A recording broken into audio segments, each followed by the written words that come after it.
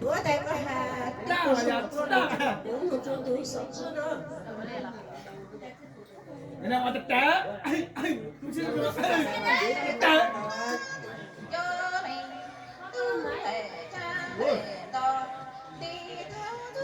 chưa có phải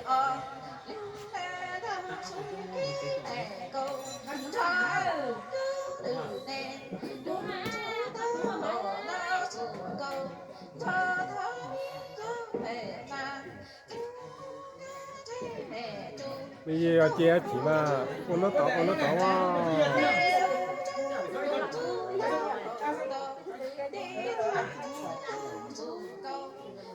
Ủa lưu mi là cái gì nè, của mi kia.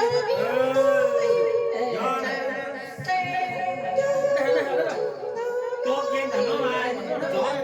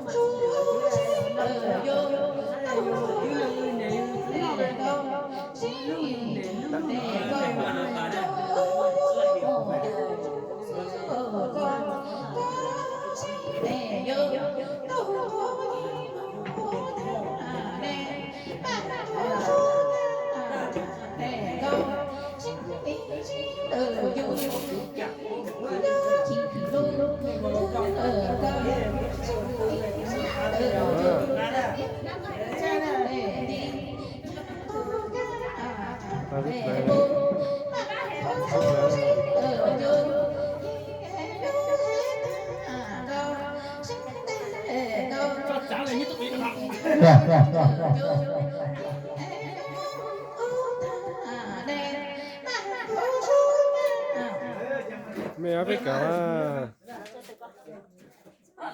rồi tới à mẹ chào bữa tay rồi mấy từ này mẹ hãy rằng con tôi sẽ làm cho cô sẽ xin thứ đó nè khỏi thì đây cho tay xưa rồi này nó cả này nhà bắt lên đây phải xào là hay rồi ra ý là nó sẽ ớt sữa đấy cả nhà bắt gì bắt lên là hay rồi sẽ ớt sữa đấy cả này thế chứ là xã chồng á cái thế này cái sao đâu hả lúc qua này hay cả qua đẹp lắm mà lâu à người ta nói trên cha tỷ hai xung hai xung rồi ok còn nó phải xung này cái kia đó thì mong vào nhà cái bây giờ tao mới lấy gì thì nó thế là chưa cho đi đây là chờ đây chờ hai mà đẹp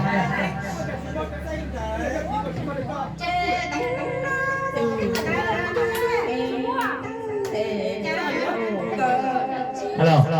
em nói là em cho số là em thì nếu có video thì quay ra quay qua cho được thì tôi thì cứ như nhỉ gọi đến để quay to ta sao mà quay to thì không sao nữa sao mà mình nó to thế này qua đi rồi bây giờ nó sẽ biết rồi yếu mà cho khi luôn nha đồ tư chỉ lô tư sống đỡ lô tư chữ ở tô lo ra dễ ở trên trên yếu ở cho cha tống từ dân để cha hồ cơ chính yếu tê từ này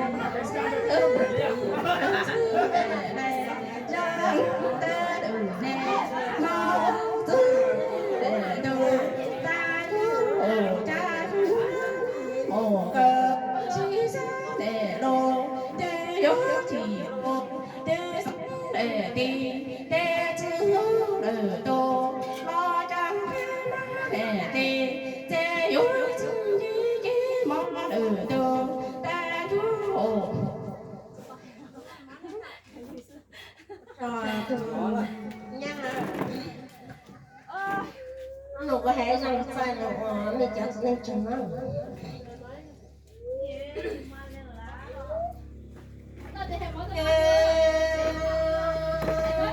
ý lính này đó chưa phá đâu bây giờ chưa có phá đâu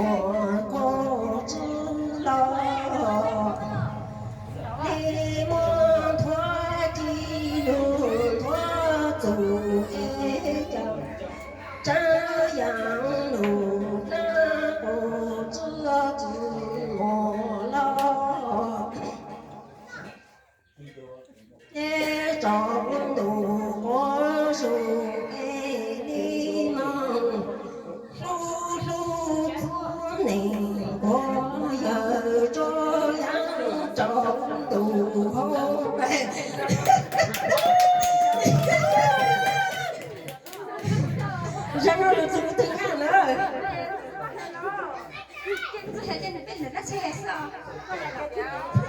nhầm mà nhầm bài ho. Nhầm bài.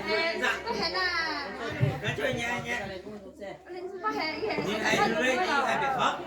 Chúng ta thì hồi chế ao lỏng lắm mà. Các bạn là trẻ mà ta cũng rất là tán nó hết, bắt đầu mới sẽ tán đấy, nắn nó hay là sắp tán nó hết, tụi tán đấy. Ủa, quan là, đây, quan là chân nó. Cái bài hát cứ cho tôi là hát piano nữa, cái hát cho tôi là piano cho bọn nó. Nhớ là chân nó quan, là chân nó sao đây?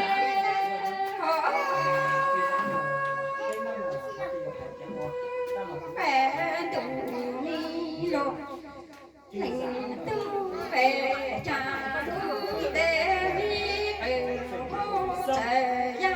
chữ trời trời con lục cái nhất trời gió thì mà mi chung đi mù ta bi lờ lưu lờ chung kề bi sao bi lưu lờ lờ cho chỉ mà đồ tu Xe về cũng về. Không Xe cũng về, xe cũng về. Xe cũng biết về. Cô xe cũng về nhưng mà xe cũng biết về.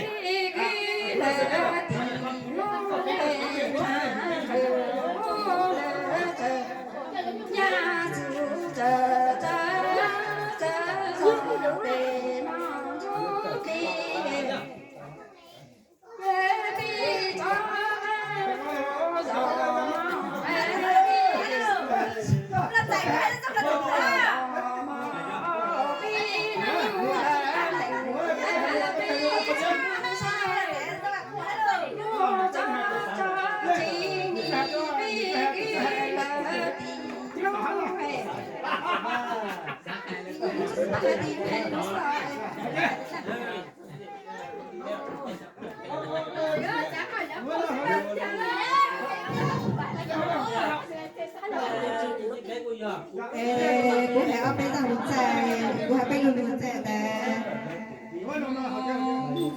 Cô yếu tộc lấy lẽ chả nó dẫn đến có quan hệ nữa. cô hãy bên rằng đúng dài, ở bên đúng dài ta. Tụi nhận cho một cái tiền.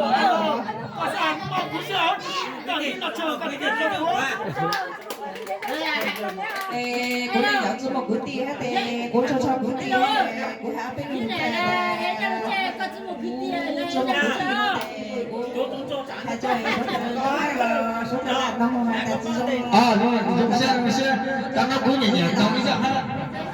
Nhưng mà khi mà đi là cũng dùng xe là cho sáng tạo cái dạng là. Ở đây để nó có tụi nhà cho trong xe cho nó cái tiền để hai tụi chúng con này tụi nhà đừng nó có chuyện gì nó tụi này tụi mà xong tụi xe xong tụi xe cho cái nào à hata cứ hay giống所以啊，那么是养到给的，不能养这个地嘛，那养不就先打麻烦啦，你不养别的地是啊。Nông năm 1 tháng 3 ngày trước số cột là hạt số cột ra chưa? Cô sẽ dùng xe hai qua rồi rằng ai kia. cha cha nó đi lo đi tu Lại mi thay cả sẽ ta ra tuổi thế lo đi tu cho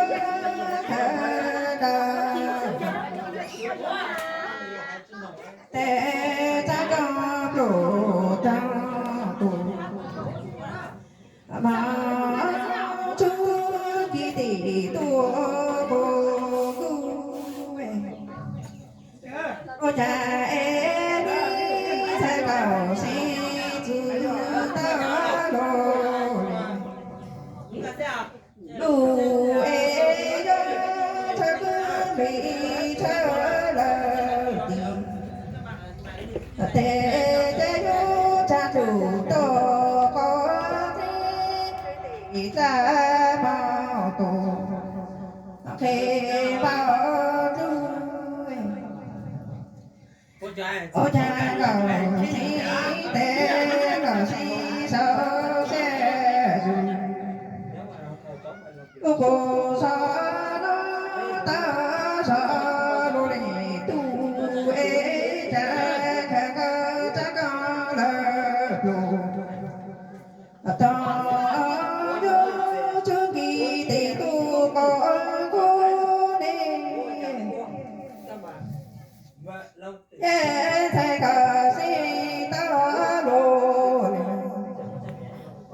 tu ê chi mô cư chi mô tỳ ê yo cha lơ tu mô cha cư tỳ mô cha tu tô có thế khởi tịch cha bạc su đề lệ y lệ chồng ở phía lô bao y lô mò cứ là mò tì tì ở để chế mò ta để y sẽ kê tê sa la cô sợ đồ mà chết ta nuôi chia sẻ cả si nó ta sợ lù lì tu chữ mồ cứ chữ mồ thì để mi sẻ cả si nó si dù gì tệ đồ ni cả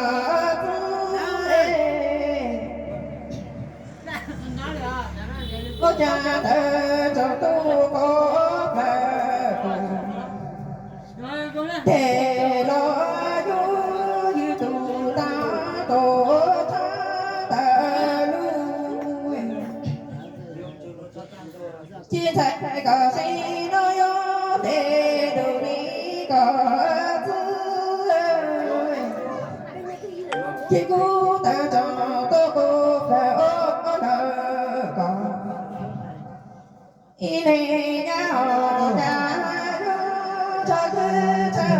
đợi Chuyện lâu thì ta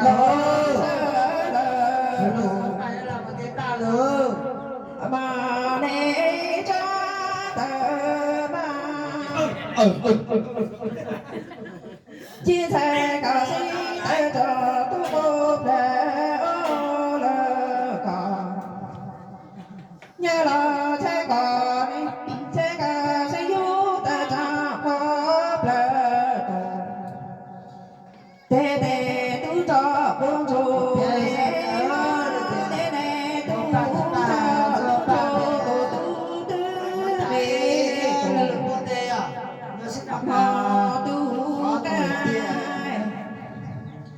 chỉ có si sa lô tư chỉ sẽ có si lu là để chữ hệ là tạo lu đi tổ tế có xem